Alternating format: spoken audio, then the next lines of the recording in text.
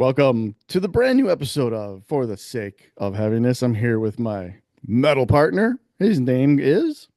Which Balich. I'm just going to And pretend. my partner I over am. here, I get it right. Yes. You are over there. I am over here. I'm here. I am Merciful Mike. There.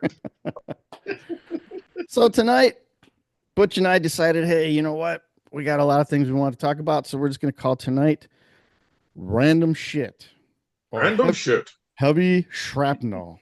Whatever we throw to the wall, we're just going to see what sticks. So buckle up, everybody. Could get bumpy. I don't know. Yeah. We'll see. How has your week been, sir? Considering it's only Monday, it's been okay. Weekend was good. Eh, Weekend was good. Not bad. How about yourself?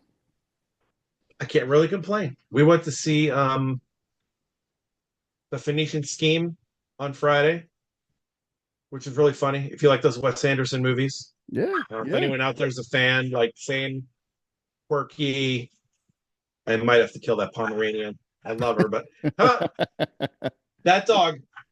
First of all, she's super cute, but she like she knows we've had her for a year, and Yeah, all the kids have been over here numerous times, and she still acts like you swear she never saw these kids before. yeah. They come. Anna just came walking down the steps, and that dog is like a nervous Losing it. Nelly.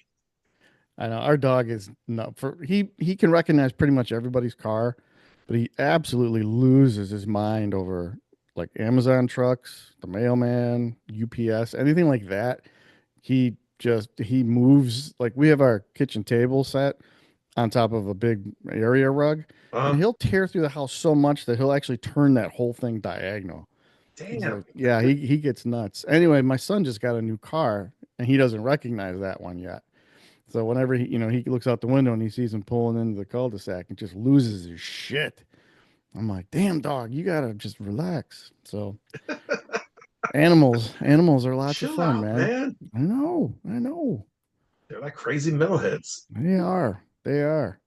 So what do you want to start with? I got new couple of albums I've been buying Yeah, lately, let's see what you got. and we were gonna do some random questions just for the hell of it and see where they go. Okay, Yeah. I got something for you. I'll throw them at you. I don't know. Just well, I don't know, Bust out people. your Like I vinyl. said, we are flying by the seat of our pants on this episode, just for the fun of it. I have very large pants to fly by. So do I'm wearing I can make a shorts. parachute. All right, let's talk. I bought a bunch of albums in the last I don't know month, two, three, I don't remember, but a couple of gap fillers. Believe it or not, I am seriously kind of sparse when it comes to post Schenker UFO. So the Wild Willing, the Innocent, I had to grab that Gooder. one. Yeah, it's definitely a good one.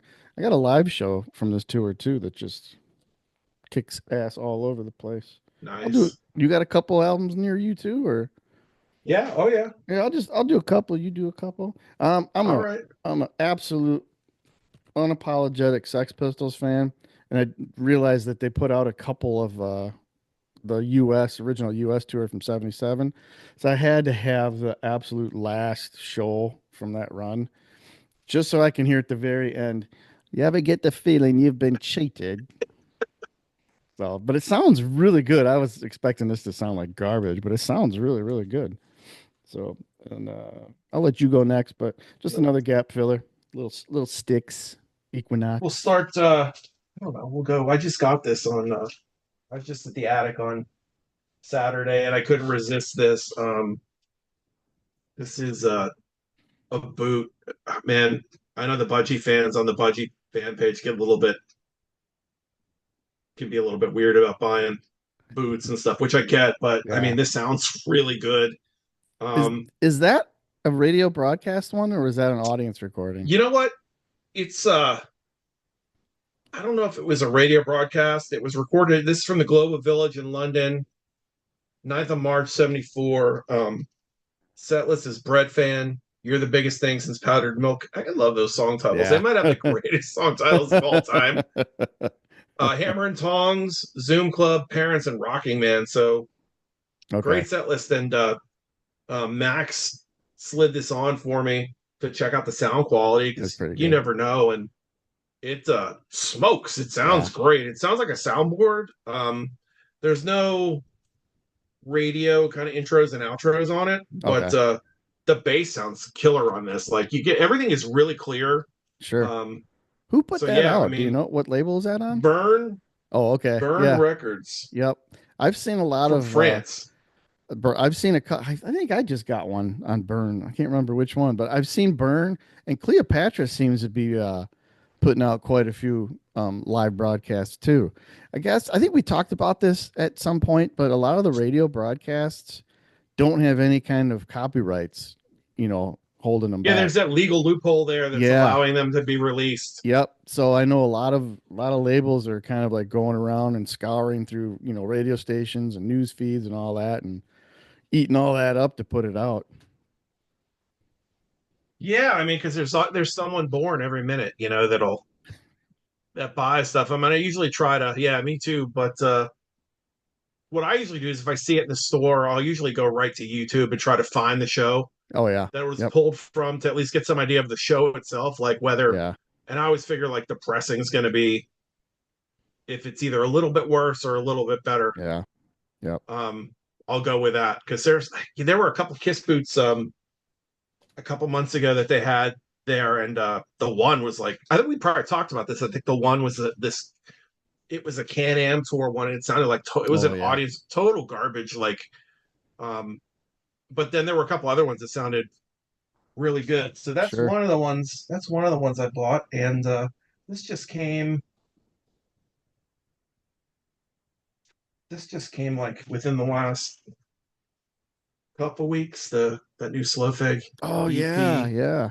um, Traveler Supplement One, the Ephemeral Glades Yeah. Killer EP. It's been a long time since they had something out, so I was as soon as this got, I knew this is coming. No I brainer. got on it and made sure to order it.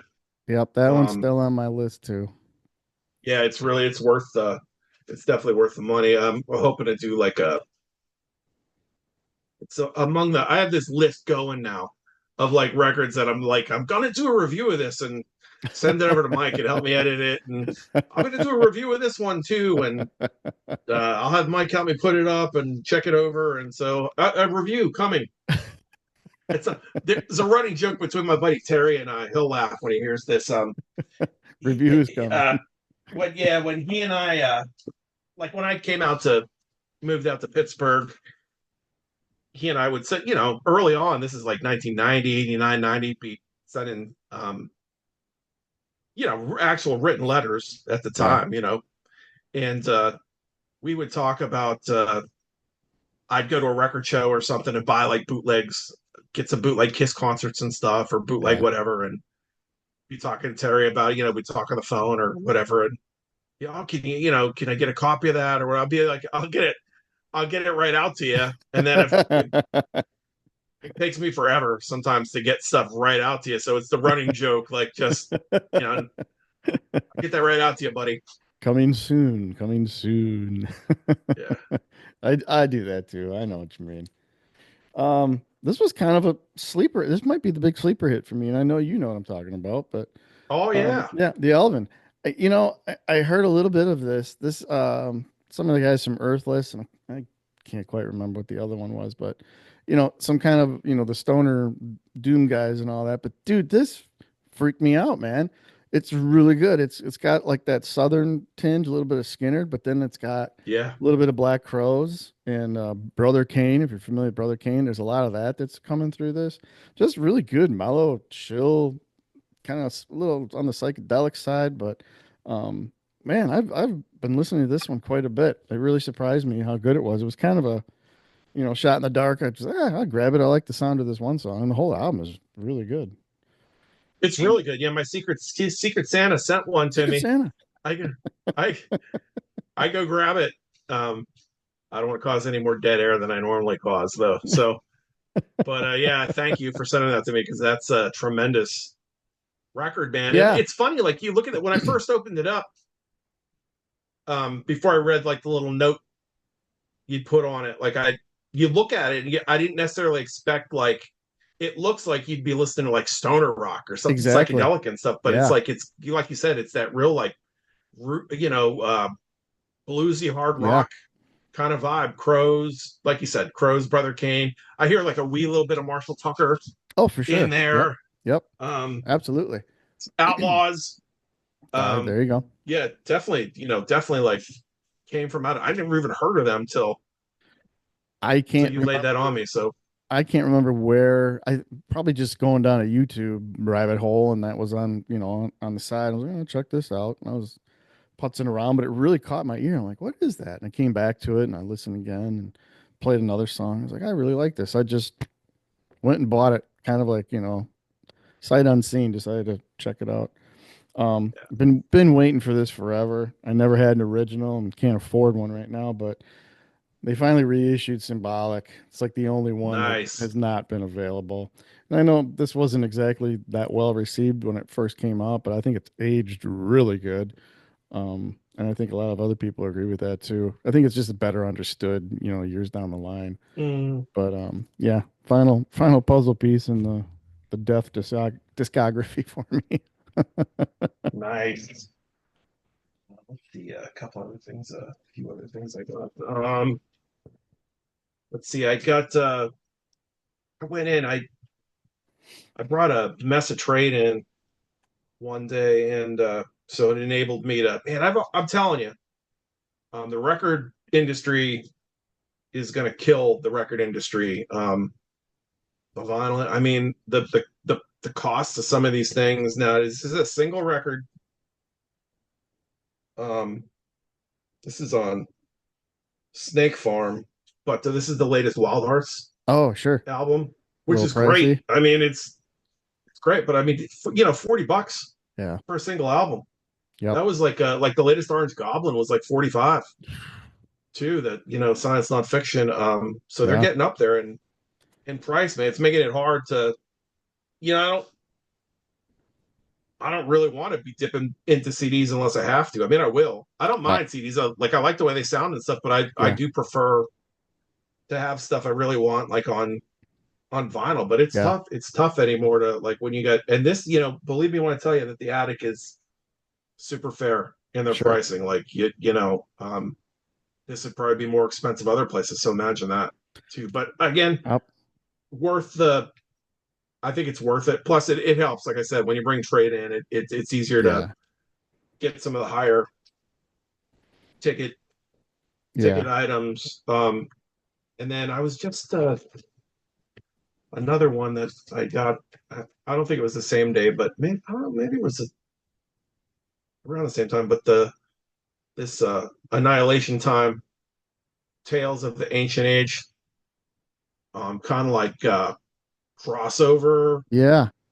It's like punk hardcore metalish, but like it's got like a 70s kind of real riffy Yeah. kind of Okay. vibe to it. This is the first one I bought by them. I don't know their stuff real well, but I've been seeing this is on TP. Um, their name's been popping up. Like it just seems like I've seen people talking about them. So I'm like, well, I'm gonna check it out because it Sure. sounds like it'd be something that I like. So I just grabbed this one That's cool. um like a week and a half ago. So that's two more. Am I thinking of the wrong band? Are they fairly new? I don't know why I'm thinking Annihilation Time has been around for a while. Man, they got at least three albums out now. Um and I don't know, like I said, I don't know a ton about them. I'll tell you what year this is from. Let me get my glasses because I'm blind. I never You are take mine blind off. as a bat, and I have sight. 2008, this came out. Okay. All right. So, this is a more recent vinyl issue of it, but like I said, I bought it brand new. This is Yeah. their third album, so um, I think they're still active. This is their third Annihilation Time 3. Yeah, I know the So name and I've probably heard them. I can't quite place them or, you know, I'm a little out of touch with them at the moment. So, speaking of, the record industry snuffing itself out with prices, it's crazy. Now, say what you will about them. I fucking love Sabaton. And this is from the last tour. this is a triple vinyl. When this first was Wow. released, it was like 85 bucks. And I'm like, well, I'll either buy the CD or I'm just not going to buy it. And then about a month ago, Nuclear Blast had like this massive sale where they were, Mhm. I mean, like legit, like, holy shit, this is the day to stock up. So, 85 bucks, I ended up getting it for 35 bucks. Damn, dude. Yeah. So I was like, I better pull the trigger on it now before they either sell out or realize they made a bad mistake on the pricing. So, but yeah, we saw this tour and then we saw them open up again for Priest for the second time. So, some of that set list was still intact, but we saw them 2 years ago at the Aragon on that tour and it was amazing. So, I know there's some people that can kind of give or take Sabaton. I'm a sucker for them. I love them. I think they're fantastic. And then That's cool. I hate to say this, I haven't even listened to this one yet, but the new Halo Effect. Um, and I really kind of dug what they were doing on the one prior to this. And I listened. There's a video for I forgot what song, maybe that. I don't know. I can't remember. But so I grabbed it, liked what I heard. I haven't even gotten to this yet. Actually, I haven't even cracked the seal on that Sabaton either. We're right in the middle of like some major yard projects, and now that the weather's finally broke, we're like head first into that. And then by the time I get in the house at like 9 o'clock and take a shower, I'm like, I think I'm gonna go to bed. I know, and I know you don't use Spotify, so it's like there's stuff too that I have like sitting like my backlog is insane of records I got to get through, and Yeah.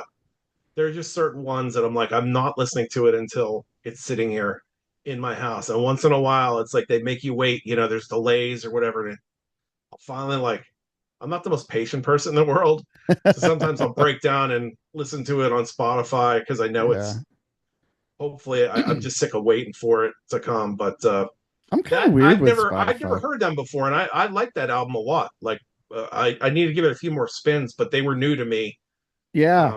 I mean, I know it's just this good and past everything. I year. just haven't sat and really, taken it all in. So once, and I'm almost out for the summer. I'm a teacher for those that don't know. So summer is right around the corner for me. So I'm kind of hoping my plan for the summer is every morning, when I get up, I'm going to sit and just listen to one album all the way through, just to start my day.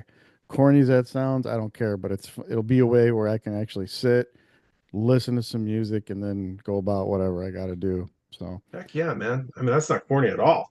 it's just I got to make some dedicated time. I love listening to music. Obviously, in the winter, and you're stuck inside, you can listen to a lot more. But Yeah. it gets kind of busy around here in the summer. So hey, I wanted to ask you since you brought up Spotify. I don't do Spotify, not for any particular reason. It's not a format that appealed to me, but I will stream. We've got one of those wireless JBL Bluetooths that we Mhm. take outside with us, and I'll just stream whatever I can find, or I'll make a YouTube playlist and I listen to stuff, that way. I mean, is the quality on Spotify just better? Do they? We should ask Gaffney when we had him on a while back because I know he's really into the lossless streaming or however you put that, and I guess that the quality of that is gotten much better over the years. But I mean, what are your thoughts on Spotify? I'm only asking because I don't use it. I'm not. I I mean, just don't know. I think it sounds okay. I'm not now. Let me preface this by saying that I guess I'm not a. For as much as I like music, like I'm not like an audiophile. Like I've never like I got friends that are like real into like their stereo equipment and they got to have the best stuff and they got the Mhm. most expensive. They build. I got one of my good friends from high school like builds his own speakers Oh and wow. all this kind of stuff. I've never been like that.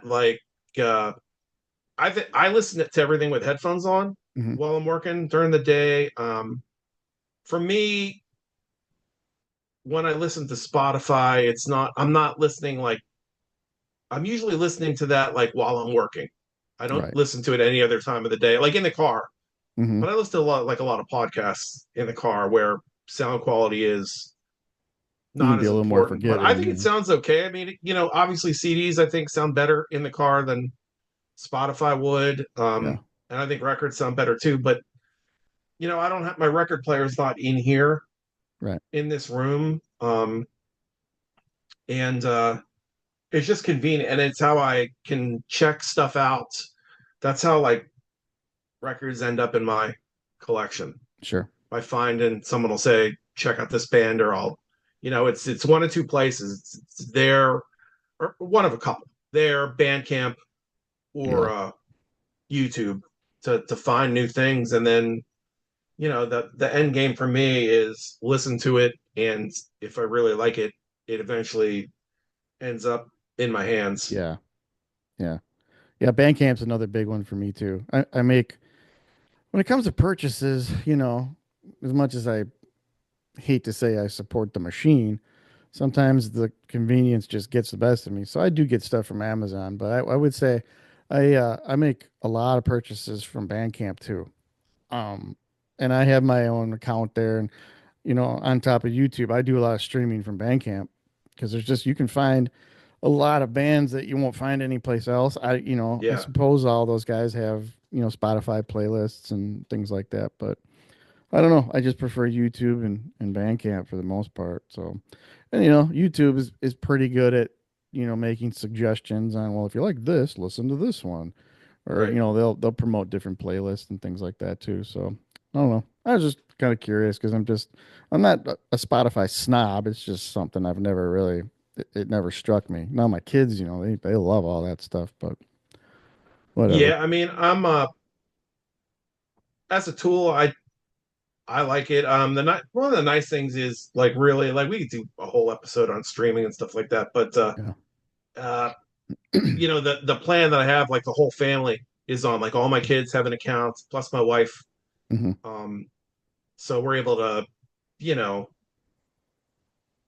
I could, make you can make playlists and put them out there. Like everyone in the family can like get in, and so I think Sure. it's worth want to pay like $20 a month or That's not bad. something. I mean, it is what it is. I do buy products all the time, so I Yeah. don't carry the guilt some people do, I think, for I mean, I'm an artist too, Yeah. and I wouldn't make we haven't had nearly enough plays to even warrant a penny Yeah. from Spotify that I'm aware of, but it is what it is. I mean, I understand why people don't like it. I also see the reasons people do like Yeah. it. So Well, it's convenient. And I probably showed you this before. Right behind me, that little white box. It's called the Songbird from Andover Audio, and yeah, that plugs into my main rig. And the kids come down here and they just connect to Bluetooth and they can play whatever they want off their phone through my stereo, through the big speakers and all that stuff. So, you know, we we do a little bit of streaming. I will here and there, but yeah, it's always if I'm outside with a JBL wireless Bluetooth, I'll stream shit out there. But yeah, it's I'd rather play records and CDs and stuff. yeah, I definitely like that experience more. It's just it's a Yeah. convenience thing for Oh me more yeah. than anything. Oh, you can do it on the go. That's the nice part of Yeah. it. Oh yeah. Here's a few. I love these all in. First of all, we talked. I won't belabor the point on this, but because we did an episode about where we talked about them. But this, Yeah. Seven Sisters has come since the last time we did show and tell, and this record is rules. Um, It it's does. awesome. It If you does. if you don't have it, like just go out and freaking get it. If you like Maiden, if you like Queensryche, if you like, Yeah. you know, traditional, just great like progressive minded metal. I mean, with you know, Kyle's voice is killer. Doesn't sound like he's not like your typical. He doesn't sound like Halford or Dickinson or those things. He has a strong voice, nice range, but it's cool to hear someone that's not trying to like ape what he's Right. got his own thing going on. He's not trying to like be the next Halford or he's doing or the next Dio. Like he's Yeah. doing his own thing, which I love. And then so this is killer. Yeah. The replay Um, value on that has been extremely high, man. yeah, I mean it was worth. I got that through the band through Bandcamp, and it's worth Yeah. every penny. Um, and then like so here's a quartet of badass uh metal records with killer female singers. The new Christian Mistress, Yeah. Children of the Earth, great record on Cruz del Sur. Um, and then we're playing with these fine folks on Friday night. Was Yeah. at their record release show several weeks ago. The new Lady Beast, the Nice. Inner Alchemist, killer record, man. I mean, Yep. uh, I think the writing on here is this is cool too. I love this. I love when bands do this stuff. You know, The you look, you posters. get the Yeah. That's you get the cool. poster inside there.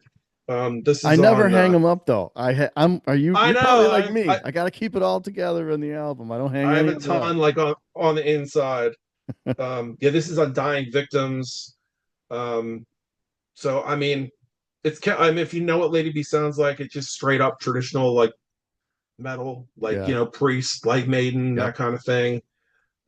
Man, some really good songs on here. Starborn is cool. Um, uh, the title track is really good. I really like the Wild Hunt a lot.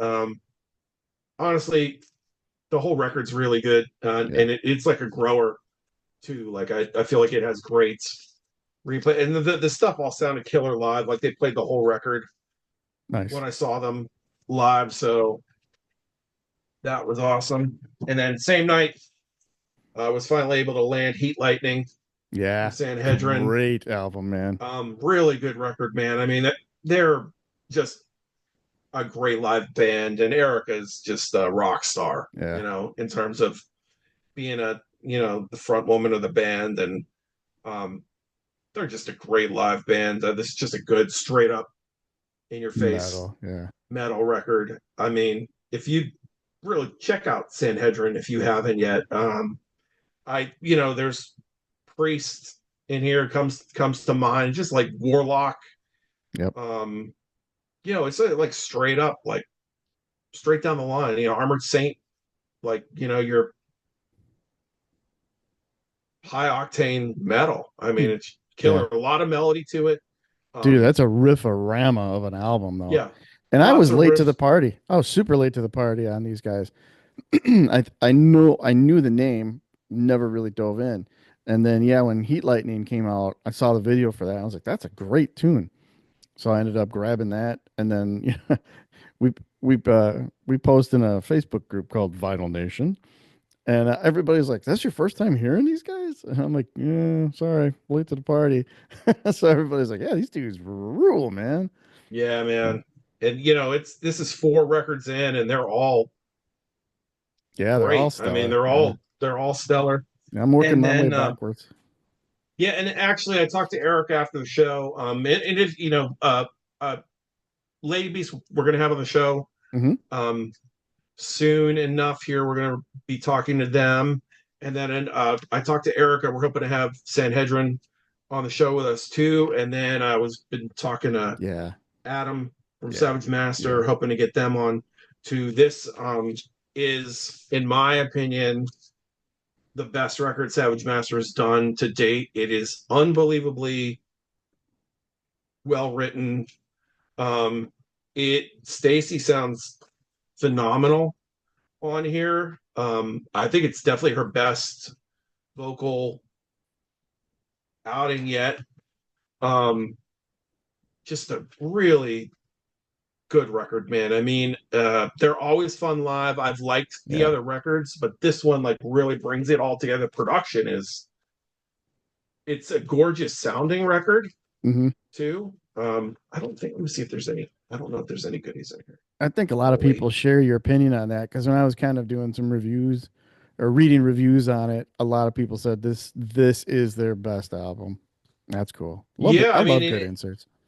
yeah, it's cool in every way. I mean, from production to the songs to the playing, and like I said, Stacey's vocals are. She sounds great on here. So, and I hope I get a chance to see them live to hear some of this stuff Yeah, um, that's an too. intense But live show, man. this Dark and Dangerous is and yeah, like you said, I mean, they're so much fun live.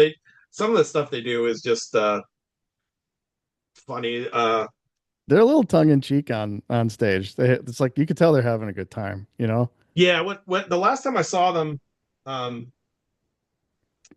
Bob from who used to play with High Spirits on bass was touring as the bass player for Screamer, and the bands were on tour together. Bloodstar was on the road with them too, and they brought they brought Bob out.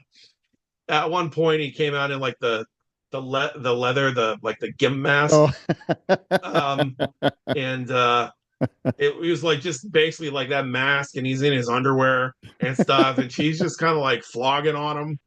She had him on a leash, and it was it's just a lot. They're just a lot of fun yeah, live. I mean, they do a lot of fun stuff. So, yeah. That's awesome, and it's man. I mean, but they back it up. I mean, the records are good, and this new one is really good. Stellar. Yeah. You got anything in in transit on the way that you haven't gotten quite yet? I do. I can't wait. The end of the month, and I rarely ever do this. I rarely ever buy like the bands have been doing this the box set version Mm-hmm. of the records. Um, and I usually don't do it because I usually don't care. I mean, I just want the music, and it's usually. But there are just some bands Yeah. that You I'm want just it like, all. You gotta have all the I goods. love this band. Like it's a, I mean, what the hell? I mean, and here's the thing, like PayPal and places like that make it easier for you because you Yeah. can split your payments into four, and so it's like, okay, twist my arm. So I have the New Witch Hazel Lamentations, Yeah. I Witch was Hazel wondering. 5. I thought I might see that in your pile tonight. So okay, cool. Yeah, I don't think it comes out to the end of the month. Okay. Okay. But that it will be on its way. Wait. What? Stand by, everyone. Butch will return right after these announcements. And Butch has returned. From the CD um, territory.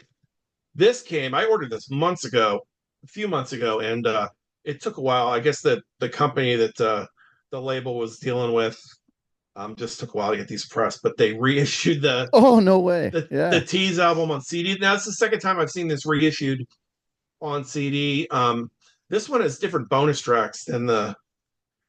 This has everything from the original vinyl album, plus there was a second version of that vinyl record that had this like Yeah.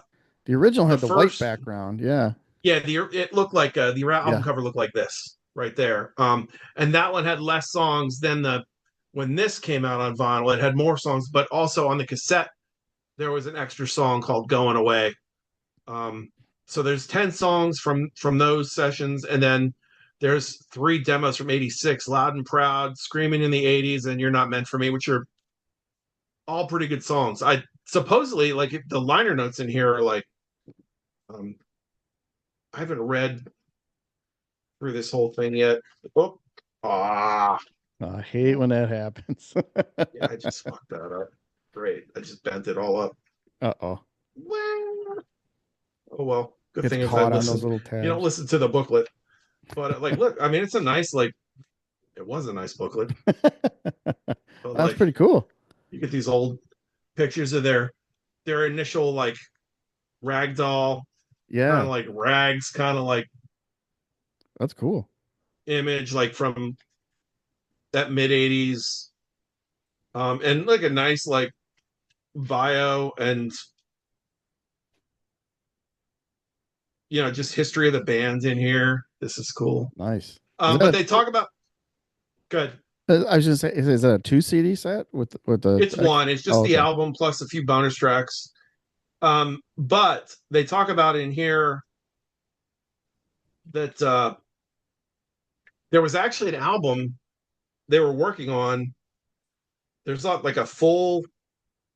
It seems like there's a full second album. Now they did the Rough House record later, but in Yeah. between there was another record they were working on that never got issued. And I put something up on Dave Weekly's site. I asked if that might ever see the light of day, and he didn't say no. He was like maybe. Maybe. Which So means it'd be yeah. cool. It'd be cool to hear like because there's those demos, and I know before the Rough House album even came out, I definitely remember hearing this song "Racing" on the radio, and they were playing it live well before that Yeah. Rough House album came out. So I'm That's sure cool. there's more out there. It'd be cool. Anyway, I just like totally overstepped like the two at a time rule. I don't care. It's our show. We can do what we want, man. Yeah, no, that's cool, man. I got a couple that are still on their way here too. I got the new Phantom is on the way, and then Interceptor. It's like Venom worship, man. I'm a sucker for that too.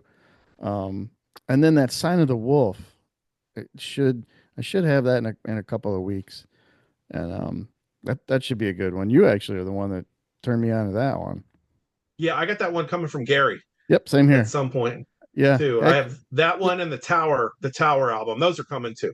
I actually just talked to Gary today. He said he should have them in hand like any day, and he'll get them out as fast as he Nice. can. Yeah, so thank you, Gary, if you happen to be tuning in. Thank you, Gary. I would love to have Gary on the show sometime. We have to cajole him into Yeah, coming on and just talk about his business and about his collection. I mean, that dude, like, he's got some crazy stuff, man. he's always buying stuff like to add to his collect. I wish that he would be able to do like an actual physical museum Yeah, of that'd be some of the pretty stuff he sweet. has because I can only imagine how much stuff that dude has.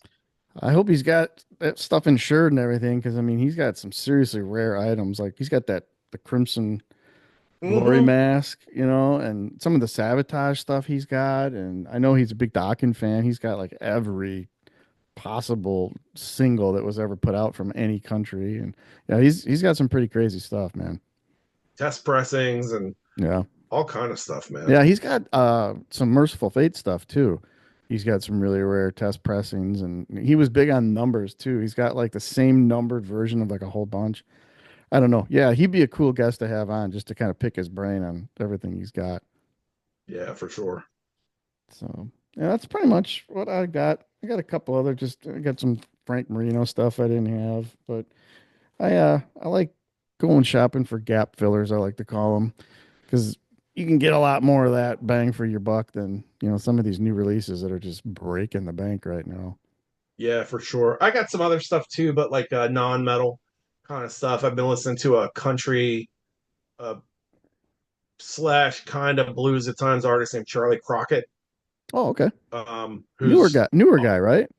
he's been around since like he put his first record out in 2015, but the Oh, dude has like 15 records out already somehow. oh Like he just shit. works Wow. constantly, and a few of the records are covers albums, but he writes his own stuff and plays, and he just is cranking them out. Like he's going on tour with he and Leon Bridges are touring together this fall. We're hoping to go see them. But in terms of like, in a day and age when there's so much like shitty radio country Yeah. um, out there, like this is like the real shit. Like Yeah. it's really good stuff. Yeah, country seems to have kind of I don't know what the word I'm looking for, but there's like, country rock, country rap. It's like every other genre is like trying to put their own spin on country. So, yeah, like real country seems to be a little bit more difficult to find these days. I'm not a country fan by any stretch of the imagination, so I wouldn't really know, but it's noticeable even for me. It seems like, man, I know that, Shania Twain and a couple of those other artists kind of crossed over with country, made it a little more mainstream, a little more rock. But yeah, you don't get like, the original country stuff so much anymore. Yeah, I mean he mixes other things in. It's just that it's just not that poppy. He's not filtering pop through it. I'm not saying the songs aren't catchy, but it's not. Yeah. You'd have to hear it. I mean, it's not Kenny Chesney or Jason Aldean or Yeah. Yeah. any of those kind of guys. You know, this is like legit stuff. I think so. That's what you want. What do I know? I'm a metalhead That's right. So am I. in So Pittsburgh, not Nashville. All right, you want to throw dumb questions at each other? I wouldn't say mine are all dumb, but let's do it. Okay, mine probably aren't dumb either, but let's have. I got. Well, just let's just see where it goes. All right, I'll start off fairly easy for you, Butch. I'm looking All right. forward to the Butch answer here. All right, an album where you saw the cover and thought, "Oh my God, this is metal as fuck," but once you played it, you were like, "Oh, I'm not even close to this. This is not metal." So, what album cover deceived you the most? What cover deceived young Butch into thinking it was metal? I mean, the easy answers are every Molly Hatchet record, and it's Yeah, not that they didn't rock, but they definitely aren't metal at yeah, all. yep, Um, and Meatloaf's "Bat Out of Hell" yeah, for sure. Like I mean, the title track is the closest thing you get, and it's dramatic, but it's not heavy. I'm trying to think of one though where it was like the cover looked so heavy, and then you got it, and it was like yeah. I guess I'm there's a lot of them out there that kind of look heavier than they are. Like I think Jethro Tull has some heavy stuff. The Aqualung cover Sure. has kind of like a metal vibe to it. In some ways, Yep. it's almost easy to find too. Like the opposite. Like some of those Budgie record covers are Yeah. And then you're like, never whoa. turn your back on a friend. If you see that, you wouldn't until you look at the pictures of the band. The You're title like, oh, alone, it's like yeah. that's I not mean, that metal. doesn't. I don't know. There's a bird man pulling at a falcon. You know, Right? is that's probably not very heavy and wrong. Yeah, Meatloaf was the great deceiver for me too. Bad out of hell, I thought, oh, this must just be ridiculous. I was like, what's this? This is not metal. And some of his other ones are like that too. Like the Grateful Dead Dead. Ringer Grateful Dead fucked album me cover. up Oh, the too. Grateful Dead's another one too, Yeah, man. Some of those are like they look like they'd be pretty yeah, rocking and um they're just like not. I mean, I like the Dead, but yeah, there's they're um that's very laid back, like jamming yeah. and Yep. stuff. There's not a lot of fire No, going on there. But no, there's not. I have grown to like them, but man, yeah. I mean, it's like that's not I try to think of some other ones like that it's like, oh, that looks heavy and I think they don't get it. um April Wine, God, Nature of the Beast. Yeah. I think the album cover looked pretty intense. And I mean, now I think it's a great album, but back then I was like, this isn't not what I was expecting. So that one kind of fooled me a little bit too. But I don't know. Yeah. So yeah, Molly Hatchet for sure, but Meatloaf for me. Yeah, I'm with you on all of those. And Flirt with Disaster is the one that looks the heaviest. I think that and Beating the Odds. Like Yeah, those two covers are like I mean, I guess the first four like just look yeah, they look totally wicked, man. metal. Yeah, I mean, every one of their records has that. No Guts, No Glory has the dudes on the front just with bandoleros on and just no shirts and it um wasn't Manowar, that's for sure. yeah, but yeah. Let me see what I got for you here, sir. Okay. All right, how about your favorite heavy song by a non-heavy band? Oof, dude, that's that's rough. Man, I don't know if I can just pop one out of my head for that one. You'll do it like it. You will do it. Man, I gotta think of that.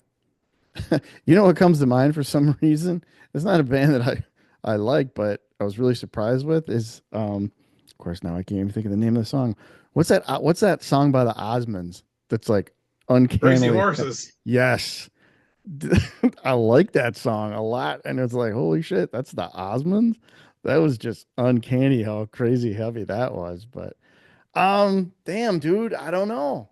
I'm gonna have to sit on that one. I might take a pass because I can't think of something off the top of my head here.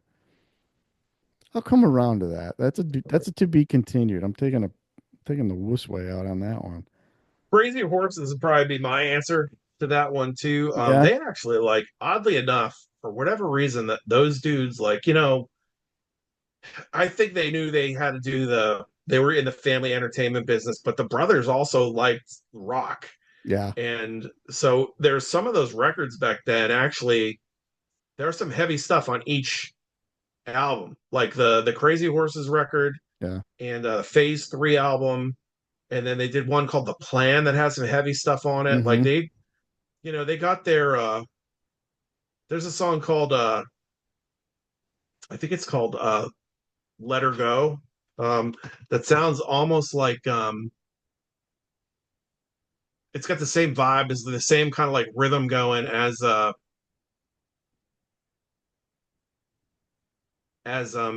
Immigrant Song. Like it's like, Oh, okay. and I don't know, there's this song called My Drum that's super heavy on the Phase 3 album. See, I wouldn't, Hold I Her would Tight, not have not a clue. Let Her Go. It's Hold Her Tight. That's heavy I too. wouldn't have a clue of any songs on any Osmond album.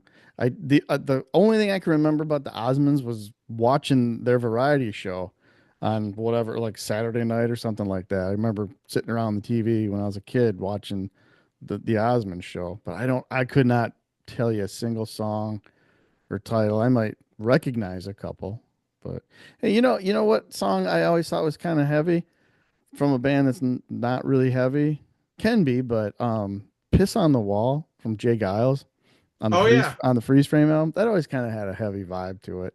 No, that one just popped into my head. That was a really good album at the time too. I like that one a lot. I like that. I I had that album. I used to listen to that album all the time when I bought it. I loved Rage in the Cage was my Yeah, was my jam on that record. I mean, of course, I yeah, like Centerfold, but Rage in the Cage. yeah. Oh my God. I have not listened to that in forever, and I did too. I had that on 8 track and played the shit out of that back in the day. That was a fun album. It was really good. But I Yeah, it was a remember good record, man. I mean, the title track, that whole record it's good. is a lot of fun. Yeah. I'll give you one. They're not. They're like a rock band, but definitely not known as a heavy band. And that's the Doobie Brothers. And if you listen to their album, "The Captain and Me," there's a song in there called "Evil Woman" Okay. that is just like super heavy. Just Like you, uncharacteristic. yeah. Just they have a few like that in their catalog that just like throw down these heavy riffs. Yeah. Um, I used to have a playlist that I made of like the Doobies heavy stuff, and I think I purged Yeah. at some point. But there's actually like there's a couple of there's at least 3 or 4 songs you're like, what? Yeah. Like I just heard a song by Charlie Daniels a few weeks ago that I was like, no, what? Like I know Charlie rocked a little bit at times, but there's a song by Daniels. Thank God for these devices that can look stuff up. It's from like an early record. I'll tell you it. I will tell you. Tell It's me. from an album called T.E. John, Grease, and the Wolfman. And the Wow. song was called Billy Joe Young. It doesn't even sound like it'd be a heavy song, but it like rips Wow. pretty good. I thought it was like an early 70s, like proto metal, like hard rock band. Like And then you found it's out. kind of like, like grand funk, kind of real fun, real fuzzy. Man, my mouse is going crazy. It's somewhere in between like Grand Funk and Bob Seger, and Yeah. just like uncharacteristic for Wow. Charlie Daniels. It's funny how you'll things like that'll pop up and catch your attention. Be like, who's that, man? Yeah, I'll have to check that out too then. old Charlie Daniels is pretty rocking overall. That old stuff like is kind of progressive in spots too, which surprisingly, Yeah. um, it's like one of those bands like the Marshall Tucker band that I think goes beyond like people hear Devil Went Down to Georgia or Right, right. Legend of Woolly Swamp, and um, there's a lot going on in the earlier records too that rocks pretty good. Like it's more southern rock than I Yeah. always thought they'd probably be more country, but it's more southern rock Yeah. then you know. I got one. I So got one for you. Well, all right. maybe two. No, I'll go with this one. Um, Chris Christopherson. Watch closely now. It's on the Star is Born soundtrack, but I think that song Hmm. ended up on one of his records too. Um, dude, just crazy guitar leads and stuff, but it's just a rocker. Good riffs and everything. Um, and normally you wouldn't expect that out of Christopherson, although he's fantastic. And talking about country earlier too, a lot of the stuff that he did, with different guests and all that, he was a very well-rounded musician. Fantastic. But yeah, that was a rocker of a song. Yeah, Justin Gizzy turned me on to. Did you ever hear of a guy named Benny Mardones? I don't know. He had his big hit was this song "Into the Night." It was kind of like a ballad. Is "If I could fly, I'll take you up." Hmm. You'd probably know it if you heard it. If I heard it, maybe, yeah.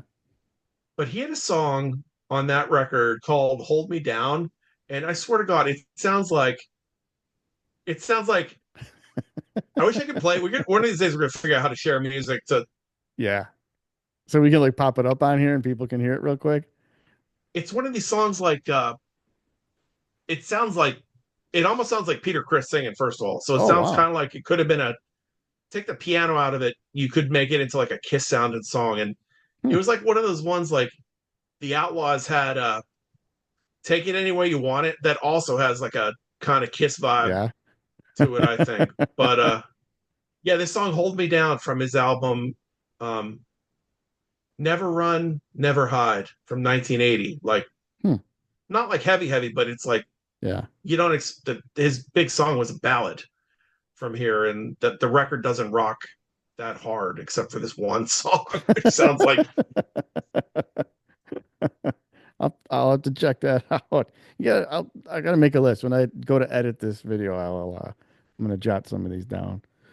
I'm gonna send you. I'll send you a list of some stuff too because there's some crazy stuff. Like Sean Cassidy has a song called "Take to the Streets" that's like Is that on Under Wraps? pretty God, rocking. It's oh that man. Under Wraps has that song "Hard Love." Yeah, That's okay. that's Okay. pretty Yeah. rocking. I don't Take to the Streets is on. Dang, you're up on all this old stuff, dude. You are way more well-rounded than I am, man. I thought it was "Take to the Streets." The name of the song, Sean Cassidy. I went through a phase where I was like listening to Sean Cassidy records, and I'm like, I'm going to check these out because I never listened to them as a. I don't understand what people were. Yeah, what was the big deal? It's not on. It's not on Under Wraps, but that I always like that album cover for that. It's like a goes back to your other question about. It's not like metal looking, but it's kind of like it. It's kind of cool looking. Like he's got. It's Yeah. almost like a prog rock album where his hands are like this with the like lasers Yeah. like coming out of them, kind of thing. I think I don't know what album it's from. It's from one of these. Oh, there it is. As it's taking up like airtime. He has an album called oh, it's not on that one. Break for the Street. Break for the Street. Okay. Break for the Street. It's on an album called Room Service. Baby, you could use a meal room Room service service. to do what you feel. Wasn't Sean Cassidy was the brother from of the Bee Gees, right? No. No, What? that's Andy Gibb. That's Andy Gibb. That's right. That's what I'm thinking. I can those two easily confuse me. But his brother was he was on That's Incredible. He was one of the Hardy Boys, wasn't He was one of his brother was one of the Hardy he? Boys. Yeah. Oh no, wait, I'm an idiot. It was that's not his brother. That's his TV brother. His half brother was David Cassidy Oh, there from you the go. Partridge Family. People are gonna be like, "You guys are idiots. Guys are dumb." The show is called For the Sake of Heaviness, and you guys are talking about Sean Cassidy and the I'm sure Partridge this Family. show's not called for the sake of being dumb. You should rename yourselves Beavis and Butthead. Yeah, guys are stupid. Are you threatening me? All right, here's an easy one for you. One band that the majority of people just shower with accolades, love them for the most part. You absolutely abhor them, loathe them. Anytime you hear the first two notes, you turn that shit right off. One band, give me In one metal, band. Yeah, metal, hard rock, whatever. There's got to be that one that every just gets your skin fucking going every time you hear it. You're like, nope. um, one that man, I don't know. I think maybe it's more the circles that I run in. They were never huge, but they're super influential, and I'll be one of the first to admit it. But one that a lot of you people seem to like that I just can't stomach at all is Possessed. Um, that Seven Churches, like I can't hang with that at all. You have And alluded to this before, so you must have just been waiting for this question. I seem Yes, like I'm one of finally the they're asking me what I think of Possessed. I think I'm one of the few people that holds that opinion. I mean, that album,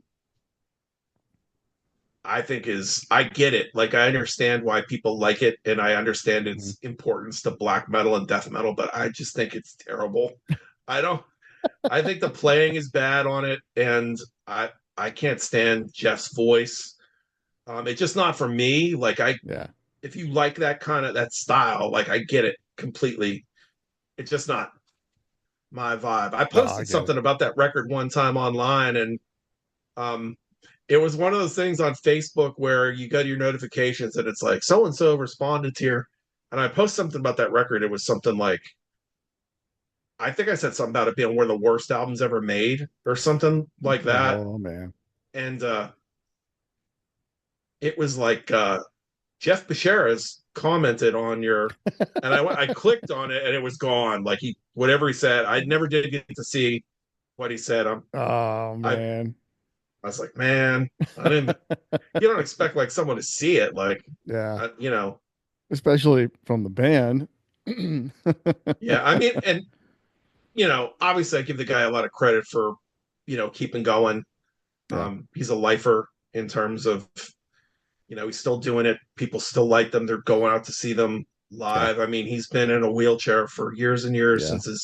since he got shot, and he's still Yep. going. So more power to him. I mean, this is just my. Uh, they just never caught Yeah. with No, me. They're one of, it's like most black metal doesn't catch yeah. with me, to be honest with you. So Yeah. No, totally get it. I mean, if you were to ask I, I'd me be that, going, I'd be going into, uh, you know, like I can't stand Corn. If you're talking about more popular sure, sure. bands, like I've tried to listen to a lot of that, some of these new metal bands like that, or Yeah. Slipknot is not for me. Nope. Um, Baby metal is not for me. I don't begrudge any of these bands their success, and if people want to listen to it, obviously listen to what Yeah. you want. I'm not gonna like piss in someone's Wheaties or Yeah. try. I like to joke around and have fun and stuff, and sometimes I'll yuck your yum, but um, I don't mean it in a serious way. I mean it doesn't make you a bad person if you like baby metal or if you like Sleep Token and you want to call that metal. I mean it is what it is. It's just not for me. Yeah. And to be fair, like anything that usually I try to like listen to. If there's something I don't that a lot of people seem to like and I'm not getting it at first, I'll check it out and Sure. see, maybe I'm missing something and go back to it. And a lot of times I come, I'll find something. Yeah. I'm like, oh, okay, I could see that, or I'll go back. It's just not for me. Yeah. I'll do that too. And I mean, I get we could use this as a prelude to our up and coming episode on gatekeeping. Yeah, But yeah, there's a lot of it where like right away I'm like, no, this is shit. And then I'll be like, all right, I'll give it the fair shake. I'll go and I'll check out some of it. And it's my first impression is usually like right on. A lot of that. Yeah, new metal never caught on with me, any of that. But I don't know, man. If you ask me that, Guns N' Roses never, ever bought into the hype of that. And that album, they hit it big when I was still in high school, and everybody was just losing their yeah, mind over it. And I was like, this sucks. And Rolling Stones, like, oh, this is the second coming of the Rolling Stones, and rock and roll is alive. I'm like, this is garbage. I'm like, who, you people are drinking the fucking Kool-Aid, man. This is crap. and they just kept getting bigger and bigger and bigger. And I don't know, Axl Rose's voice just, oh, great to me, man. I mean, nails on a chalkboard. So, and I don't listen to the radio ever, um, unless I take my wife's car someplace and I got to run. Hmm. And I swear to God, she's got Ozzy's Boneyard, what is it, Hair Nation, and there's one other one too. And that's all they play on all those stations is freaking Guns N' Roses. So I'll get in Yeah. the car and I'll turn it on. It's like, oh, here's Sweet Child of Mine for the bazillionth time. I'll click off. I'll go to, all right, let's see what's on Hair Nation. Oh, Paradise City. I can't get away from this. Try this one. Welcome to, it's like, Jesus, I cannot deal with that band. That's an automatic just off for me. Can't Yeah. stand them. I like that record. I actually like Chinese Democracy a lot too. I don't think Um, I've heard, and they had like one single that they played off of that. I can't even remember what it sounded like, it's but I've actually a never pretty even cool heard that. cool record. I mean, it doesn't really sound like Guns N' Roses, but there's some cool stuff on it. The Use Your Illusion records, I'm like, what? I mean, I have no desire to buy them. I think what happened with them for me was they just I was always more into like melodic metal Hmm. and metal than like the bluesier end of things. Although I like Cinderella and I like Aerosmith and I like bands like that, but and I like that first Faster Pussycat record a lot. Hmm. Um, GNR, like the two things that worked against them with me early on were one, I had a best friend that listened to that album all Oh, the fucking time. It was like, dude, burnout. can we listen to something else? Like always, always, always. And it was like a record that I thought was okay, but so it's like when you're listening to something that's okay all the time, it's like, Then it oh, I want sucks. to like put a spike through my ears. And then we saw them live at the Airport Music Hall in Allentown. I remember you Um, telling me that. Yeah. yeah, before the record got super big. I mean, they Yeah. were just starting to climb, and they were terrible. Yeah. It was a not a good show. When Easy O is better than you, um, That tells you something. and I don't like nothing against Easy O. I mean, but I at the time I didn't really care for that first record all that much, and Yeah. I don't know, man. It was just. Now I've listened to a recording of the show since then, like in the it's just a few years ago. I think I found a recording of it on YouTube, and I'm like, it wasn't as bad as I remembered it, but it was like I just remember the show just didn't do anything for me for a long time until I re-listened to it. It was easily in my top five worst Yeah. concerts Yeah. ever. I don't, maybe it was me that night, but yeah, I've never quite gotten the. They just hit at the right time. I'm not saying they're not talented. I think Slash is a good guitar player. Duff is talented.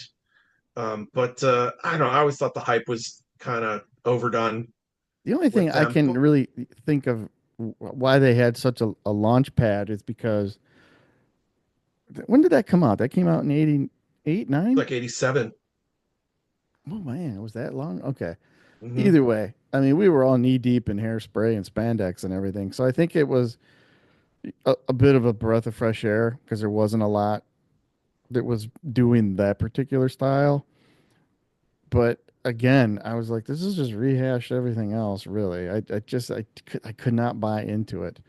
But I mean, Yeah, I for sure I agree with you there. I think what was happening was at the time the record came out, in the interim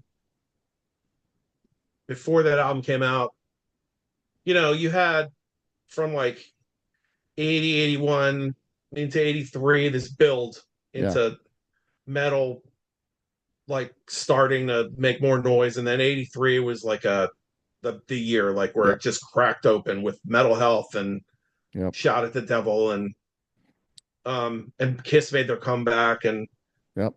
you had Rat and you had Dokken, like all these bands, like but bands like started to like get they started to go start getting a little bit more commercial, and then when Slippery, when Wet, and Hmm. Hysteria hit those two records, and then it's kind of like that's when things started like really soften, Yeah, I think. And Guns N' Roses came out, they were just like dirty yep. and There was no power Um, ballad or there anything was like like that. there was nothing dangerous about. Not that danger is a prerequisite for music, but it was just like things were getting so safe. Like Bon Yeah. Jovi and Hysteria were just such safe. Sterile albums, There was man. yeah, sterile. There was Kiss Crazy Nights. Like Yeah. there's nothing edgy about any of that stuff. And Guns N' Yeah. Roses came out and put out this record that was just like a shot across the bow. It was Yeah. just like dirty, and they didn't do the they they dressed like Aerosmith used to dress and stuff. They Yeah. weren't like, other than some of those promo pictures you saw where Axel had his hair up, Hair all like he ratted never up. wore it like that live Yeah. or anything. They just came out like, and they were like dudes you definitely didn't like. I mean, I don't think you wanted any of these guys taking your daughter home with them No. or hanging out No. with them, but these were guys like that were like legit, like dirt bags, Yeah. kind Yeah. of like, and and I just think there was a people like that raw edge to it, that that just real dirty rock and roll vibe, Yeah. almost like a punk Yep. vibe to it, that was whereas a lot of stuff that I like, like, but like Europe, like I love the Final Countdown, I love the first couple records, I like anything Yeah. Europe's done actually, but like that stuff was kind of like so clean. Right. Right. And then you had, and Poison Yep. had gotten big, and that's like rock, It was that cartoon. the It was those, cartoon stuff. I mean, it's just like, this is like down in the gutter Yep. And there kind of wasn't any of stuff. that going on at the time. Yeah, it So just appealed. It came at the right time. yeah. Faster Pussycat and LA Guns Mm-hmm. got some of the, reaped some of the rewards from it Yep. too Yep. early Definitely. on. But you know, but I get it. I get where you're coming from on that. Oh, the comments. We'll see what happens. Yeah. Here's one for you. All right. Was there ever a time when you thought, "Uh-oh, metal might be dead"? Mm,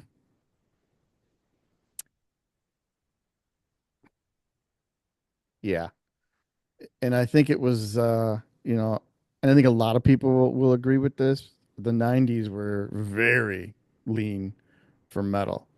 Um, you had a lot of the new metal stuff came out, and I was not on board with it. Korn and Limp Bizkit were going crazy. I had a CD shop. I've said this a couple times already. In the very late 90s into the early 2000s when all of that stuff broke. And I was still, tried and true metalhead. I was still buying anything Testament put out and stuff, but nobody was getting that much attention. And it was all this, all the new metal, and even like some of the emo stuff. And I was like, oh, this ain't good. And all the hair metal had kind of fallen apart, and the grunge was still kind of hanging around. But real metal was you had to really search it out. It wasn't as Mm-hmm. readily available and accessible as it used to be. You could walk into any store anywhere, grab this, grab that, and that all just went underground. So yeah, the 90s were super, super lean when it came to like real metal. Um, I'm not a huge Pantera fan by any stretch, but they stuck it out. Um, but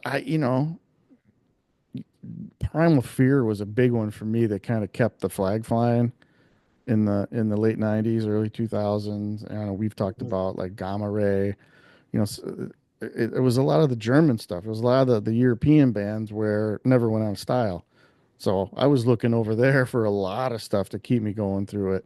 So yeah, I mean, if I ever thought there was a time where I was like, oh boy, we're in trouble, it was the 90s. I mean, and that Metal Flame really just took a big back seat to everything else that was going on that I didn't consider metal at all. So I don't know. What do you think? And I mean, we've talked a Yeah, little bit, and I think a lot of people always will say, "Oh yeah, the '90s were a rough time for metal, man." So I don't know. What are your yeah. I thoughts? mean, I agree. I mean, I think there was a lot. There was good stuff if you looked for it. I mean, the thing is, like, I just think it was super lean in terms of what people call true, true metal, and I don't Yeah, mean that as in you know, anything outside of like Priest and Maiden Right. and bands like that wasn't metal. I just mean that in terms of like the straight up, like your Saxon, Yep. like that kind of stuff, like you were saying, like Primal Fear, Halloween, like Yeah. there was a lot of there was stuff you could find. There were bright spots for sure. Like COC Hmm. managed to string together a few popular records, with especially with Deliverance and Yeah. Wise Blood were Yep. probably the biggest ones that they did. Paradise Lost was big overseas, Yep. especially like around the Yep. time of Draconian times. Typo But Negative, we talked about them. Were yeah, they big. kind of transcended everything. They were so unique. They kind of, and they toured with Pantera, which I always thought what an odd pairing, but from the footage, looks like they had a hell of a good time. But yeah, yeah, Typo kind of transcended everything. They were their own entity, so they worked. But yeah, like you said, yeah, Europe, there was a ton of good stuff. But as far as here in the States, man, it was like you had to buy all those imports if you were looking for that type of metal because it just was not here anymore. Yeah, metal started to get like real, like in addition to like the new metal or like more people were mixing the alternative Yep. thing in that kind of vibe, and then in addition to that, like it seemed like metal. There was stuff that was more like hard rock. Like Monster Magnet. I never consider them metal, but they're heavy. Yeah. They did a bunch of great records in the '90s into the 2000s, but then like metal itself, like just started to get like so kind of like aggro. Yeah. Like Pantera and um, even Priest, like with Jugulator and Yeah. it's kind of like this. I don't know. There's just this that thing, like it just like the Sepultura, like it was that kind of thing. That was kind of, Yeah. Fear Factory. I was never a Um, Fear Factory fan. I never care for them. Sepultura let me down with Roots. I didn't like that album one bit. Early Sepultura, that's some of the best thrash you'll ever hear, and I didn't like the turn of them either. I think they got that new metal flavor up their nose and decided, hey man, we can make some bucks off of this, and I don't know. I think that was a problem too. There was a lot of bands that tried to become flavor of the month and change their tried and true style to fit in, which I get it. They want to stay viable. They want to keep the cash flow coming in, but I think that they cut off a lot of the major fan base, and a lot of that just kind of fell flat. You know, Again, Pantera kept things going through.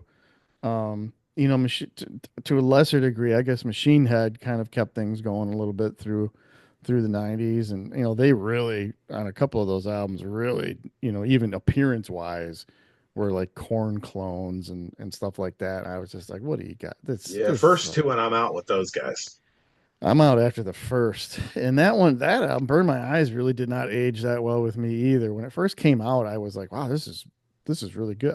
I actually saw them they played Kenosha in the basement of an old movie theater when that Wow. first came out. Yeah. It was them and Stuck Mojo. They played together in this little shithole in Kenosha. But yeah, yeah, they went that groove route, and yeah, I don't know, but I think you're right though. I think you alluded to the fact it's like everything got real aggro, and I don't know if that was just for attention, like hey, we're still here, look at how metal I can be. I'm gonna crank up my metal cred. Um, but then it kind of seemed to kind of balance itself out once we got back into the mid 2000s. There was some really quality good Mm. stuff that started to come back around. I don't know if I can pinpoint any particular time where the new wave of traditional heavy metal kind of kicked back in. But I don't know. Everybody's got a different perspective on that. But yeah, that's good. That's a good question, man. Yeah, I think I can definitely just say the '90s. I thought metal was at least stateside. Metal was in the shitter. Yeah, it was scary at times. Yeah. Yeah. All right. I'm gonna stir the pot. Stir the pot here. Stir that pot. All right. And it's all going to be on you, man. Oh boy. All right, here we go. Well, no, not easy. Simple, Easy straightforward question. question. Here we go. Sleep token, metal or not metal? Not metal. I mean, for me, it's not metal. It's like they got a lot of things going on. There's pop in there. There's some elements of heavy music. There's some metalcore. There's some progressive elements. There's some, dare I say, like R&B kind of things at times. Yeah. An alternative thing. But for me, it's not metal. But that's my take on it. I mean, you can call it metal if you want. Just don't say that. I'm like, we should do an episode on gatekeeping. For me, Yeah, it's we not a question of me telling you it's not metal. It's like, just don't come to me and like redefine metal as that's yeah. what metal is. Yeah, But I mean, it's like don't use people. Sleep Token as a pillar of metal because it's not. I mean, it's the Ghost is similar, not musically, but it was the same kind of thing. Like, it's like, now I like Ghost is the difference between the two of them. No, they're certainly not a metal band per se. They're certainly closer Yeah. than for me. Sleep Token is not. It's been coming up a lot. I'll probably get um, people on my threads list, if they saw this, would probably be like dumping me off of there. But they're, I mean, they're. It's just, it's good to see something, I guess, that isn't um I don't know, pop country or Yeah. top pop music or mumble rap or any of these other kind of things like my kids listen to, like, Yeah. that is at least rock oriented, that is packing out arenas. I don't know if you Yeah. like saw the stage setup they have on the tour. It's gigantic. Like, Yeah. Well, they're it playing looks like an massive amazing places. It's show. Like, crazy. if I thought that I could tolerate the music, yeah, I'd be tempted to go see them for the show. But yeah, I've tried listening to their records. I've certainly heard worse. I've certainly heard much better. I don't Yeah. get to each their own. They're appealing to different crowds than, um,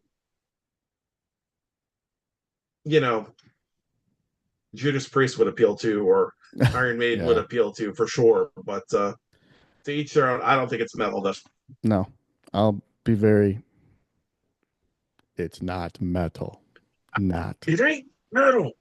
I don't know. I got it. I'll be real honest though. Speaking of fair shakes, I don't know, it was a couple of weeks ago where they were talking about, they completely sold out their arena tour like ahead of time or whatever.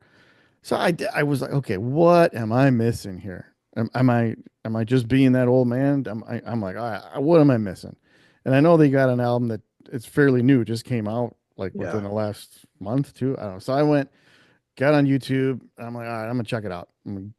What am I missing? I'm listening. I'm like, no, not this one. Click. No, not this. Click. I'm like, oh. And again, if this is what you dig, hey man, go for it. Have a great time with it. Call it metal? No. Unless what you've been exposed to, this is the heaviest thing and this is metal to you. Okay, I'll give you that. But yeah, it's not. Yeah, And we gotta do that gatekeeping episode. yeah. And to be fair to Sleep Token, I mean, um, they're not claiming to be a metal band, so it's kind of Yeah. like this is kind of getting thrown on them by the press.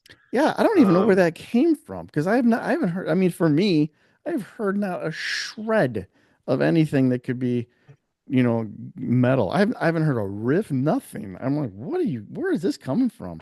This ain't even close. yeah, I mean, image wise, I guess it kind of falls in there, but I don't know. It's kind of, I don't know. I just don't. It doesn't appeal to me. People are talking about, oh, you got to go listen to Gethsemane, and Hmm. if you don't like them, you just can't earn in touch with your Yeah. emotions, or you're not used to uh, someone being able to bring their emotions, or bring their emotions across the way that, I don't forget the singer's You name, but vessel. Vessel.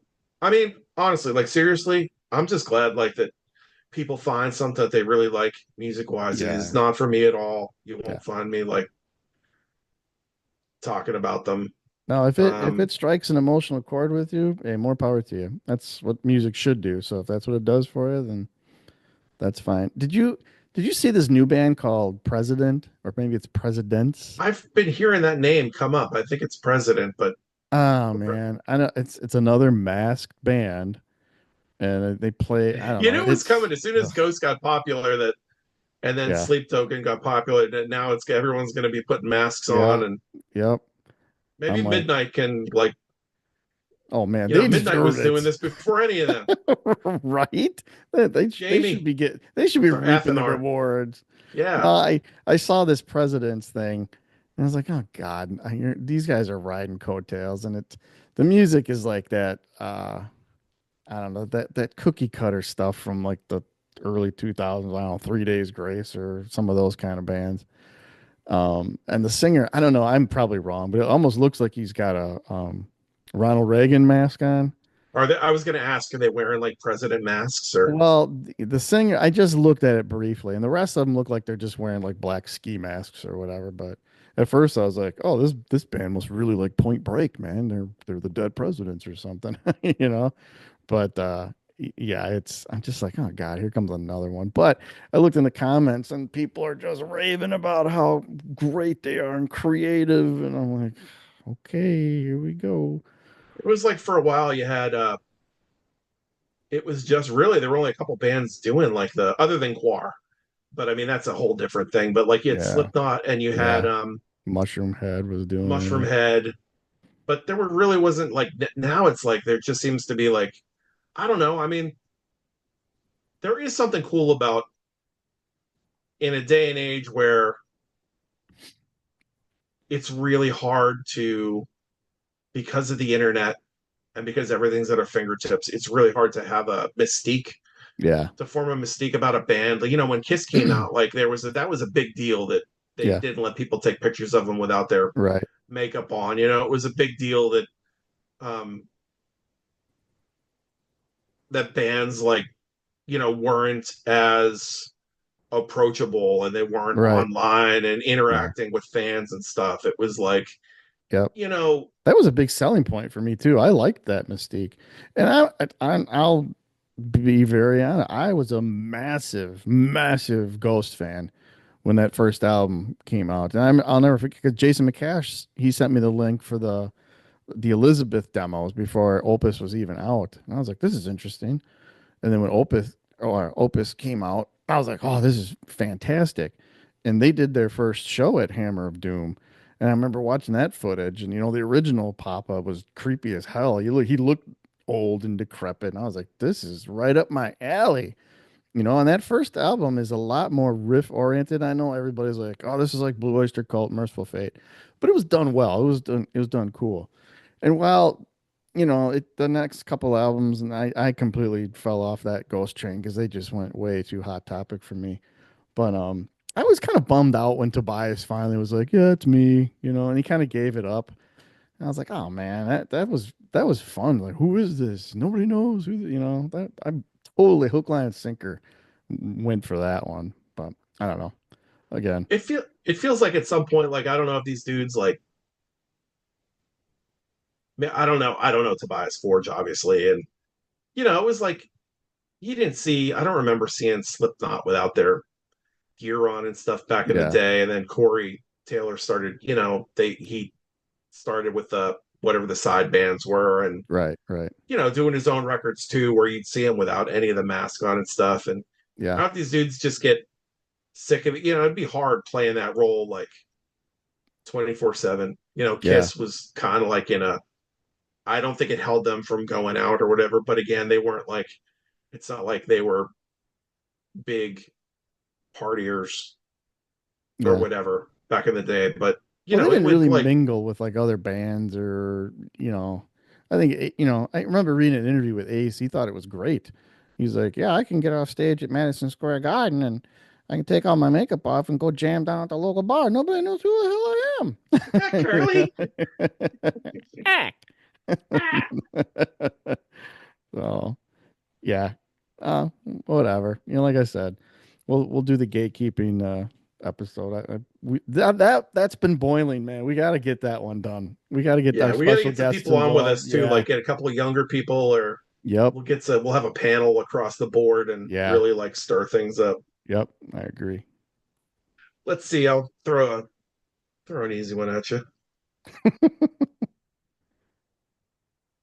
First rock star you idolized. That's probably Ace Frehley now that we're talking about it. Yeah, probably Kiss in general, but Ace always really stuck out for me. And then I gravitated toward Peter once I really got interested in drums. But yeah, Ace was the man. He was the cooler one. Gene was just so obnoxious and in front, where Ace was just he was the cool, chill dude of the band. So yeah, definitely Ace. Every time I would go someplace, if my mom would buy me a poster, I always got an Ace Frehley poster or the notebooks. Oh, gotta get the Ace Frehley notebook, Yeah. or the buttons or anything. That was always the first choice. Even when we were trading the bubblegum cards and stuff, the Don Russ cards. Be like, I need the Ace one. You got the Ace one? Give me that Ace one. Which So, Ace one? so yeah, it was definitely, Kiss, and Ace Frehley was the one I gravitated towards at first. So, how about you, Yep. man? Same, really. It was Kiss, and it was I was drawn to like I just like the it was the artwork and stuff. Like I was drawn to that depiction of Ace on the front of Rock and Roll Over, like the lasers coming out of the Yeah. eyes, the whole space. It was funny too, because when you're a little kid, like anything you hear on the radio, oh, that's Kiss. It's not Kiss, but like, oh, that's Kiss. That's Ace Frehley. Like Right. I'd hear "Fly Like an Eagle" by That's the Steve Kiss. Miller Band, and I'm like, it sounds like outer space. I'm like, oh, Ace is in Yeah. outer space. Like that's Kiss. That's Ace Frehley. It's like not. It's not. It's Steve Miller. And so I was like, Ace was the first one that I was like, really like, yeah, he's the dude. But then when I Yeah. got back into music and got into Kiss again, like Paul's probably the one that I gravitated the most towards, him and Gene. Yeah. But probably more Paul. Like Gene always had a little bit of that, I don't know, arrogance to him that Yeah. it never bothered me. Like Yeah. it still doesn't really. I mean, he's unapologetically Gene, and it is what it is. I Right. just Paul was like, I just liked Paul.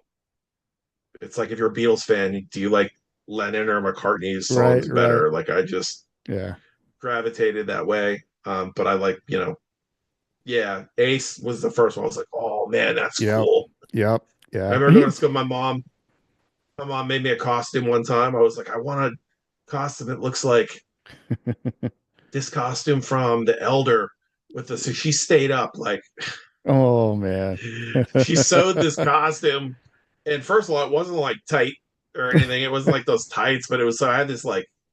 It looked almost like a Slipknot outfit, like in terms of how it fit. Like, but Yeah. I wore the shit to school. Like I put the makeup on, and it had the lightning bolt across it, and Yep. like Yep. like from those Elder pictures, and they got Yeah. the creatures pictures.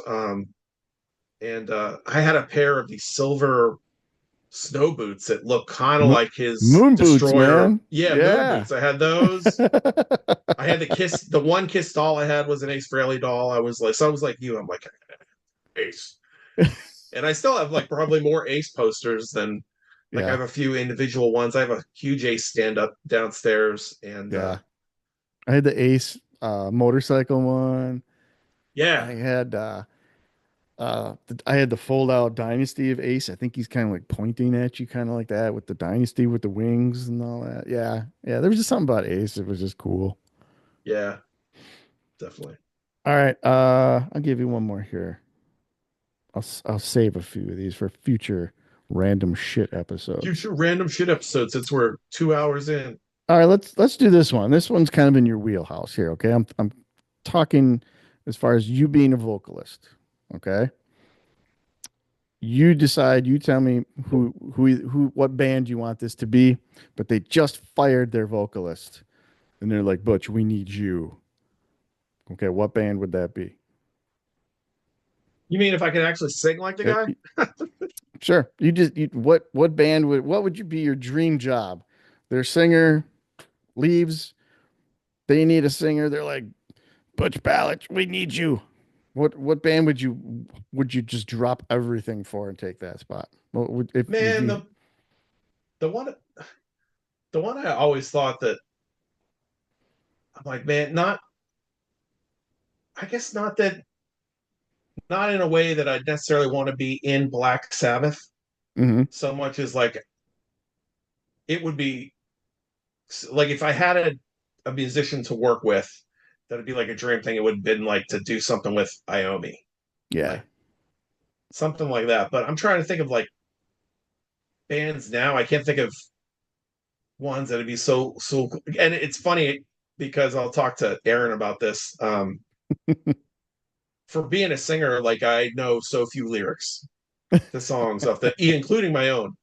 Um, so it's like, and I've been at shows where I've seen singers with the books. I mean, Yeah. I've used them too, Sure. but you see singers like with known bands like touring heavily that have the books out in front of them, and Yeah. it can be a little bit awkward depending on how they do it. And it's like, I don't know, like at one time I actually did.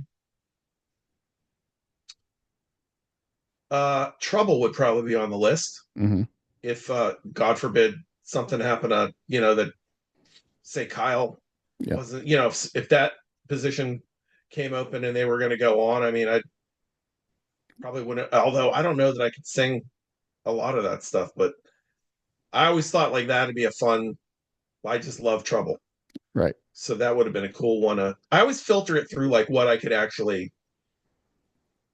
notes I could actually hit. No, I was So going to I say couldn't actually you're say, probably "Oh, I'd love thinking. to sing it." For Ron, Richie Blackmore should call me to do Rainbow again. I would be I imagine much you better think than Ronnie. you probably think range first and foremost. I would imagine. What could I actually pull off, kind of thing. Yeah, I mean, if you didn't have if there were no constraints on it, then you're talking like, it opens it up to every Everybody, yeah, band. yeah. All right, I get you. I was waiting for Angel, and I thought, no, I don't know if he's going to say Angel or not, but I mean, I'm too fat to fit in those angel costumes. And yeah, I mean, again, like if I had like that kind of voice, like Stars is another one that yeah, I think would be cool to sing. I just love those songs yeah. That's so those much. are But I good love records. Angel too. Like, yeah, I mean, if I could sing like Frank Domino could, I definitely would have done an Angel cover band by now. Somehow, I would have found Right. a keyboard player and done that. I don't know. There's so many good bands out there that like if I could sing that way, like that, you know, Metal Church was always looking for a singer, Yeah. and so Fair enough. Cool, man. all right, I got one more for you. All right. Um, what was when you went to high school? Because that's when most of us are first getting into music. What was the scene like where you grew up when you were at high school? For me, like there were a lot of kids into metal. Like there was like a clear, at least with the dudes at school. Yeah. Boys at school, it was like metal, mostly, Yeah. classic rock, and then the girls at school seemed to be into either pop or like there was like also like boys and girls like alternative, kind of like stuff like The Cure and Depeche Mode Sure. and Sure. stuff like that. So there was some of that too, but like metal and hard rock was pretty bad. I think there was a little bit of rap filtered through. I came from a very sheltered area though, very so it was mostly like rock and roll Yeah. based. So I'm just always curious like where you grew up, like what the breakdown was kind of. Well, I got my freshman year of high school was in 86, which back then that was actually my last year of junior high before they moved it back to the middle school, high school thing. Um, and yeah, everything was predominantly metal, whether, you were into your hair metal or, thrash and all that. It was metal was the driving force. And then you had your group that was more, they listened to Casey Kasem's top 40 every Sunday to see what the countdown would be. But where I'm from also has a very rich historic punk scene. So we had a lot of punks too. We had one guy, God, I can't remember his name. Um, just total splitting image of Sid Vicious to the right down to the padlock chain around his Oh neck. man. Yeah, so we had a lot of punk bands, and we kind of talked about this a little bit on our homegrown show. Um, and if there was no metal shows over the weekend to go to, man, there was plenty of punk shows, so there was Hmm. never anything. But yeah, as far as high school goes, it was pretty much definitely metal. A lot of leather jackets, a lot of denim, jean Denim jackets, and lots of leather, denim and leather. But brought us it all together. brought us all together. It was you. Come this- Anyway, there was that fork in the road though too, because there was like the Bon Jovi Poison fans, and then there was Metallica and Slayer and Yeah, we all of had that that. too. So yeah, and they kind of were at odds. It was the same thing as the Burnouts versus the Jocks and all that kind of stuff. Where I think a lot of like the so-called jocks, they were more into some of the alternative stuff. Rap and R&B was just barely starting to kind of filter its way into the music scene. I remember a very small little fraction of the kids that were into that. Um, and I remember there was one guy, great big awesome just friendly black kid, man. His name was Clarence.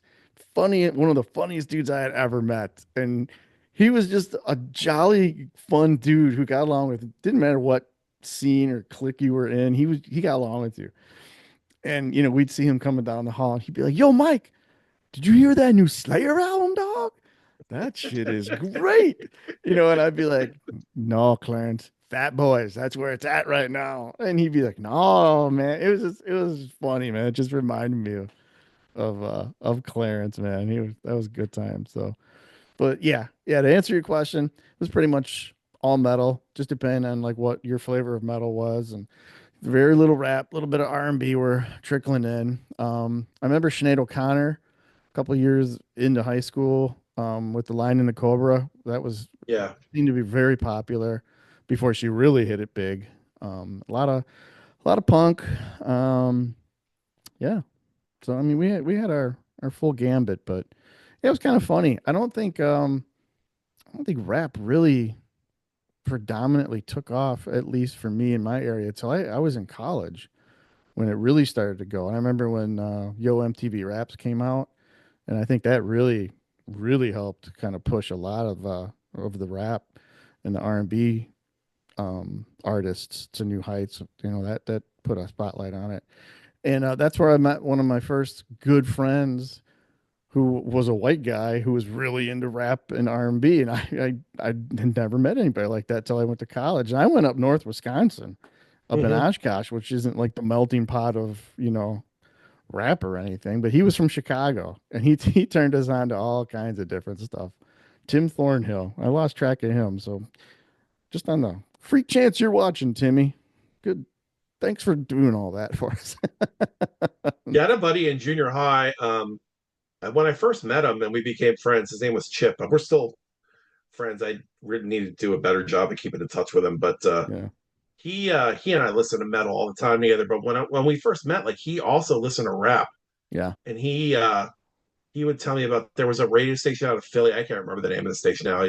If my life depended on it, I couldn't tell you. But they used to have like a top 8 at 8 or something like that, and so it was like a lot of rap at the time was kind of like, except for Run DMC and some of that, a lot of that was mostly underground oh still. Even yeah, the yeah, the popular bands like Houdini and the Fat Boys yeah, weren't near as big as Run DMC. Didn't even really like break it big until yeah, the Raising Hell album with Walk This Way and sure, My Adidas. And even though they'd had some success with Rock Box, which I thought was actually super cool the first time I heard that, and sure. King of Rock, but I can remember listening to this station like um and you'd listen to like UTFO, and um there was that whole uh there was a whole thing going back and forth uh, about the real Roxanne, songs about Roxanne Shante, and I said Houdini and the Fat Boys and Yeah, Run DMC. So all kind of stuff like that. Early LL Cool J. Yep. Beasties. Yeah, but Eh, yeah, and the Beasties broke across, but it broke across in my high school because the guitars and stuff cut across Yeah. to the rock kids. So it was like Yeah. the same with Run DMC, really, because they had those. So rap was like, but kind of like on the fringes at my Sure. school. But Yeah, I didn't really hear much until we met, Tim Thornhill was his name, until we met him in college. And then he kind of, I don't want to say turned us on to it because, I'm not a, huge rap guy by any means, but he turned us on to like Cool Modi and Big Daddy Kane and Big Daddy Kane is awesome. I'm trying to think what the other one, Too Short, stuff like that, in the early days. And it was fun. And it kind of it opened up a whole new thing for me because then when you're in college, you go to a hell of a lot of house parties and you drink a lot of shitty beer out of the keg, and a lot of that was the soundtrack to house parties. So it was a lot of fun. I think Yeah, back on that. So yeah, ooh, memory lane, man, memory lane. All good right, stuff, man. man. Well, I don't know. You got any more random shit you want to talk about? Nah, man, we'll save some for next time. My random I'm shit sure we'll file come up. just ran out, We man. could go. We could go on and on and on. You know what we need to do? I'm trying to figure it out. We'll have to do a live episode. We definitely have to do a live. Yeah, and we'll just do a live random shit episode, and then all of Yeah, you can jump on and just yeah. talk Give random us shit questions with and us. we'll answer your questions. Yeah, If you guys would be down with a live, like let us know. Let us know in the comments, man. I'd love to try that. I see a lot of other channels doing it, and yeah, let us know. Talk to us in the comments, guys. We try to Yeah. keep up. So Like, subscribe, answer some of these questions that we just comment. answered. Put them in the comments. Yeah, Tell your friends about us. maybe you have a topic of something we could talk about randomly as random Yeah. shit. What do you think of Sleep Token? Blow us up, man. We want to know. Yeah. All right. Well, this was fun. We're about to get deluged. Yeah, yeah, right. You're gonna get canceled. They You said they guys didn't like just Sleep Token. you're just not in touch with your emotional side. You guys are just old. That's the problem. Yeah, you're just old. You're old gatekeepers. That's coming. The gatekeeping episode is coming with a panel of special guests. This one's been brewing a while. We're gonna do it. So, We're all gonna have right. more panel than a 70s den. Simulated wood grain panel, man. Yeah. Yeah. We're gonna get a big glass ashtray and put it in the middle of the room too. Yes, I'm gonna put all the plastic coating over my couch before we sit on it too, and That's the right. plastic floor runners. Yes, yes, the big Yeah. the big gold ashtray on the pedestal. On the stand. If you were really fancy, you had the little push button thing that would cover the ashes up and all that. Oh God. All right, man. I guess All right, man. It's yeah. good times. Yeah. Comment, like, subscribe, tell us what you think, and yeah, we'll be back on the next episode of For the For the sake Sake of of heaviness. Heaviness. You Yes, yes, you.